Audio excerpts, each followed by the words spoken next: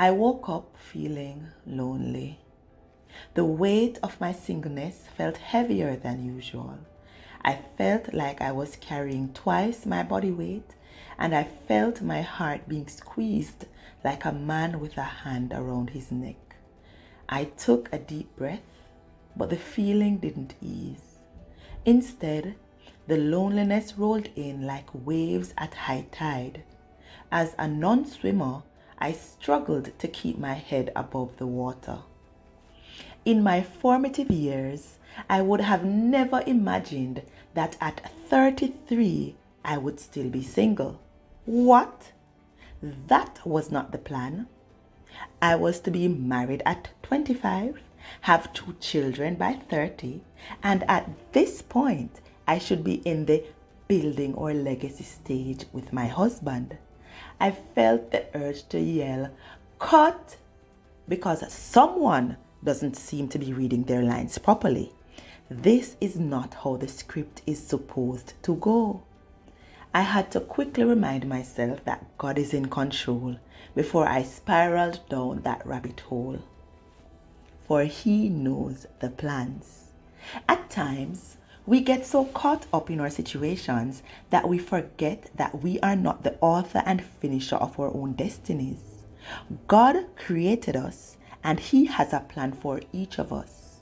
Jeremiah 29:11 tells us that these are good plans, plans to prosper us and not harm us, plans to give us hope and a future. But the clock is ticking.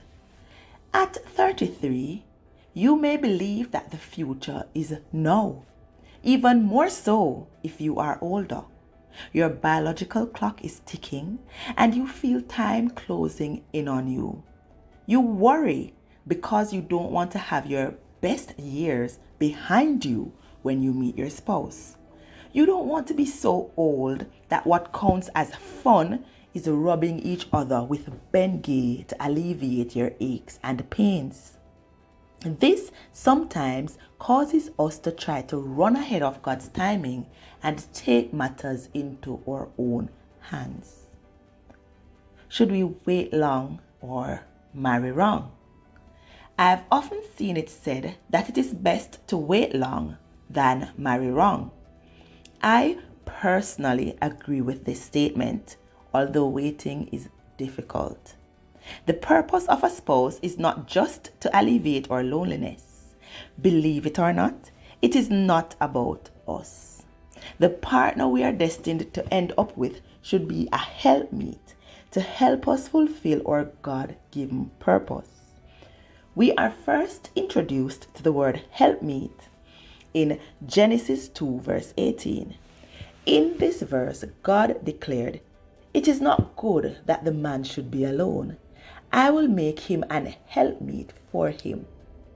The word helpmeet, translated from the Hebrew word ezer kenegdo, means a helper suited to, worthy of, or corresponding to him. This helpmeet may be the opposite of you and will complement you. You will both work together to fulfill God's purpose for your lives. Fulfilling God's purpose is more important than us meeting our temporal needs.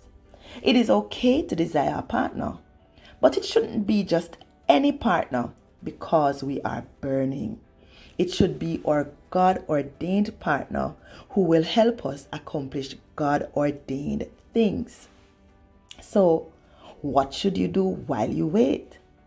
Many of us are so fed up with waiting, and we believe that we are ready to be off the market. Yes? What about our inability to communicate well and resolve conflicts? What about our disobedience? If we can't submit to God, how will we submit to a spouse? What about our selfishness, our low self-esteem, and our insecurities? What about our poor money management skills? What about our uncompromising nature? I could go on and on, but you get the picture. These character flaws can ruin even a God-ordained marriage. While you wait, this is the perfect time to undergo some personal development. We want the best, but in our current state, are we our best? While we wait, let us work on improving ourselves. A marriage should comprise two whole people coming together to enhance each other.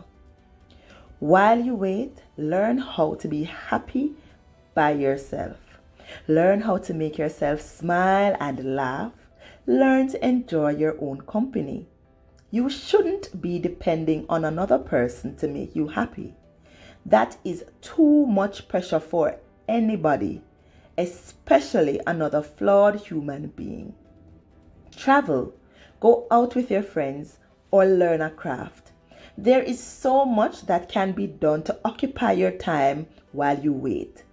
Most importantly, seek the kingdom of God first so that all the things you desire, including a spouse, can be added unto you.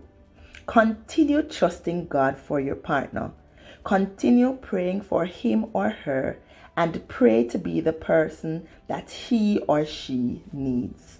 When the time is right, the Lord will make it happen.